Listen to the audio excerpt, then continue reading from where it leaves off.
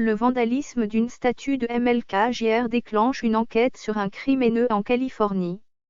Une statue de Martin Luther King Jr., debout, la main levée vers l'avant, a été vandalisée avec des symboles de haine au cours du week-end du 4 juillet dans un parc californien. La statue, censée représenter l'espoir et la justice, dans la ville de Long Beach, à environ 25 miles au sud de Los Angeles, a été peinte à la bombe avec une croix gammée et des boulons SS. Les graffitis ont depuis été nettoyés par le service des parcs et loisirs de la ville. Le département de police de Long Beach a déclaré lundi à USA Today que l'incident faisait l'objet d'une enquête en tant que crime de haine. Il n'y avait aucun suspect lundi soir, a indiqué la police.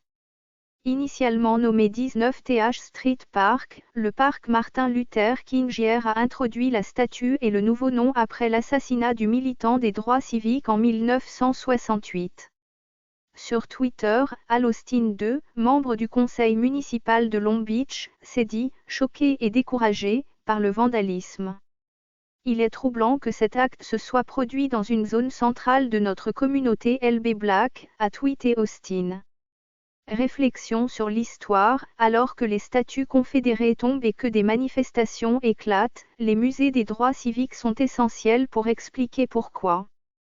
Le groupe de quartier AOC 7 a organisé un rassemblement pacifique le 3 juillet, un jour après que la police a signalé l'appel au vandalisme, réunissant les résidents devant la statue et partageant leurs sentiments sur le vandalisme. Merci de vous joindre à nous aujourd'hui et de défendre la paix avec nous.